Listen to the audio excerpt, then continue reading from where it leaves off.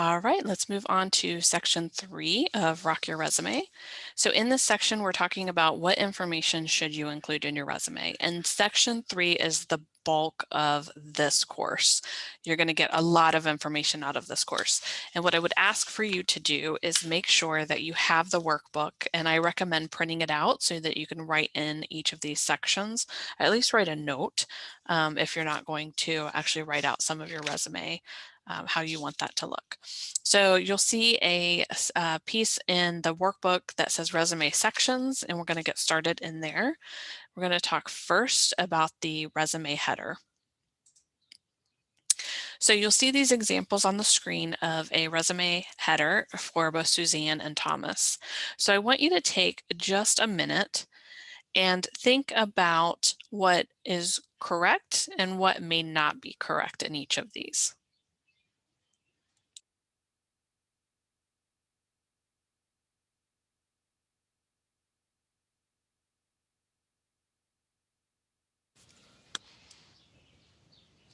All right, so let's start with Suzanne Smith. So the one thing that I would recommend here is that Suzanne not use the curly Q text format. So I would go with something similar to how Thomas used. Arial times New Roman are always good and fast rules to leverage those types of fonts, to use that, to not be too playful. There are some types of roles where somebody may want to have that, but typically that would not be the way to go. Sometimes it could be difficult to read, and other times it can make somebody seem a little bit more playful versus professional. So for Suzanne's, that is the only feedback that I would have there. Suzanne does not have her address. It is okay to not include your address. There is the option to, you can include your city, state, and zip, or just city and state. You can include your whole address, but anymore, it's definitely not a recommendation. You can include city, state, zip, or city, state, or you can not include it at all. So Suzanne is just fine to have it listed there like that. So let's take a look at Thomas.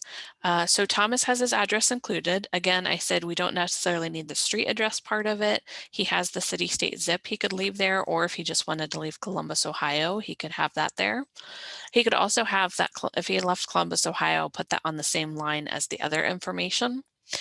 The other thing is depending on what type of role he's going into, but let's say he's going into a bank and applying for a bank position.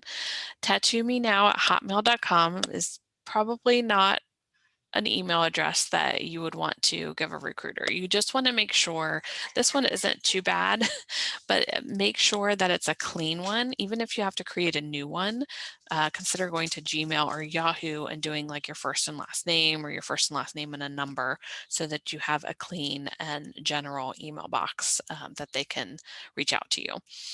The other thing is Thomas has 2 phone numbers on here. The thought is that this is probably a home and a cell phone number.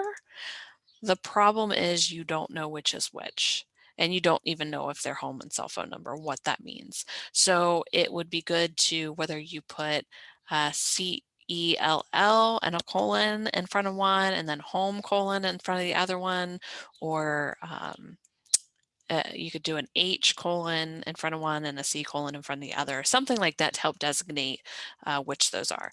But Thomas did a great job with the font that he used and all of the information that he provided. You can choose to provide 2 different phone numbers on there, or you can just choose to provide 1 number on there. You do want to be cautious about providing an existing work number. If you're posting within an organization that you already work in, that would be fine. If it's for another company altogether, do not include your current work phone number. You don't want somebody calling and getting your boss, or trying to reach out to you at your current organization. It's just not professional.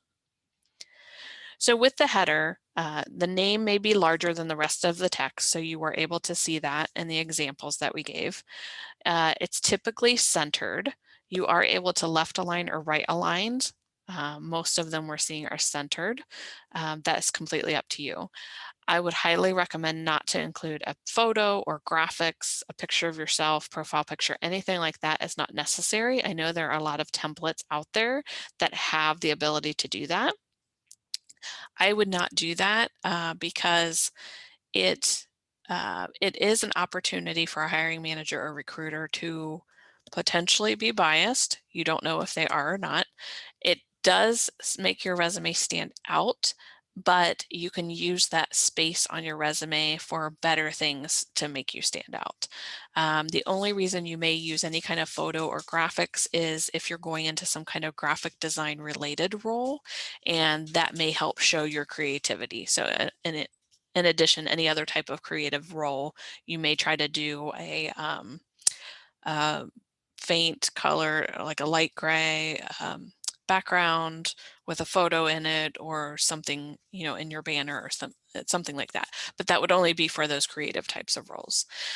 You would want to include your name, your address, or your city and state, which I had mentioned before, or you don't need to include those at all if you don't want to.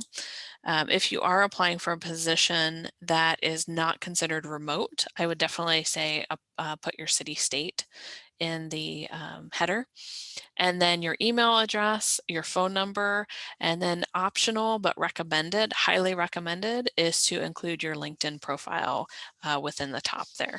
So you have plenty of room to do that. One of the other things that I recommend when you're creating the header, especially if you're working in Microsoft Word, which many people do, is you can start to create a table within Microsoft Word, and you can start out maybe one column by 2 rows, and then you split your second row into 3 columns, and you put your name in that first one, the size that you want. You can actually create your entire resume within a Word document in table format, and creating different rows and columns, and the number of columns splitting or merging wherever you need to. And then at the very end, you can highlight that entire table, and you can turn those borders white so that they won't have a color. You won't see the borders, but your resume will be nicely formatted. So that's just a little tip for you there.